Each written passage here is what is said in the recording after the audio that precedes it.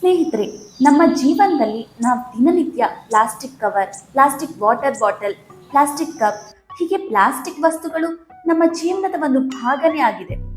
ಎಷ್ಟು ಸಾರಿ ಪ್ಲಾಸ್ಟಿಕ್ ಭೂಮಿಲಿ ಕರಗೋದಿಲ್ಲ, ಯೂಸ್ ಮಾಡಬಾರ್ದು ಅಂತ ಗೊತ್ತಿದ್ರೂ ಕೂಡ ಯೂಸ್ ಮಾಡೋದು ಬಿಡೋಕೆ ಆಗ್ತಿರಲ್ಲ. ನಾವು ಯೂಸ್ ಮಾಡೋ ಪ್ಲಾಸ್ಟಿಕ್ ಬಗ್ಗೆ ಒಂದು ಚಿಕ್ಕ ಇನ್ಫಾರ್ಮೇಶನ್ ಇಲ್ಲಿದೆ ನೋಡಿ.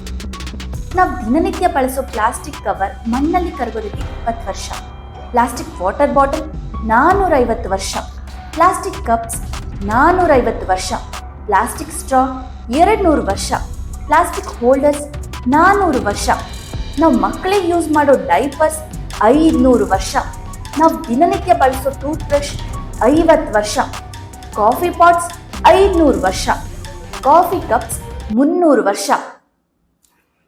ಪ್ರಪಂಚವು ಪ್ರತಿ ವರ್ಷ ಸುಮಾರು 350 ಲಕ್ಷ ಟನ್ ಪ್ಲಾಸ್ಟಿಕ್ ಕಸವನ್ನು ಉತ್ಪಾದಿಸುತ್ತಿದೆ, ಅಂದ್ರೆ 70,000 ಆನೆಗಳ ತೂಕದಷ್ಟು. ಪ್ಲಾಸ್ಟಿಕ್ ಉಪಯೋಗ ಕಡಿಮೆ ಮಾಡೋದಕ್ಕೆ ಇಲ್ಲಿದೆ 3 ಉಪಾಯಗಳು. ಪ್ಲಾಸ್ಟಿಕ್ ಕವರ್ಗಳ ಬದಲಾಗಿ ಬಟ್ಟೆ ಚೀಲಗಳು, ಪ್ಲಾಸ್ಟಿಕ್ ಬಾಟಲ್ಗಳ ಬದಲಾಗಿ ರೀಯೂಸಬಲ್ ಸ್ಟೀಲ್ ಬಾಟಲ್ಗಳು, ಪ್ಲಾಸ್ಟಿಕ್ ಡಬ್ಬಿಗಳ ಬದಲಾಗಿ ಸ್ಟೀಲ್ ಡಬ್ಬಿಗಳನ್ನ ನೀವೇ ಕ್ಯಾರಿ ಮಾಡಿ. ರೀಸೈಕಲ್ ಮಾಡಬಹುದಾದ ಪ್ಲಾಸ್ಟಿಕ್ ಅನ್ನು ಬೇರ್ಪಡಿಸಿ ಮತ್ತು ರೀಸೈಕಲ್ ಮಾಡಲು ಸಹಕರಿಸಿ. ಸಾಧ್ಯವಾದಷ್ಟು ಎಕೋ ಫ್ರೆಂಡ್ಲಿ ಮತ್ತು ರೀಸೈಕಲ್ ವಸ್ತುಗಳನ್ನು ಬಳಸಿ. ಪ್ಲಾಸ್ಟಿಕ್ ಪರಿಸರಕ್ಕಷ್ಟೇ ಹಾನಿಯಲ್ಲ, ಮನುಷ್ಯನ ಆರೋಗ್ಯದ ಮೇಲೂ ಗಂಭೀರ ಪರಿಣಾಮ ಬೀರುತ್ತದೆ. ಪ್ಲಾಸ್ಟಿಕ್ ಬಳಸೋದನ್ನ ಕಡಿಮೆ ಮಾಡಿ ಪರಿಸರವನ್ನು ರಕ್ಷಿಸಿ.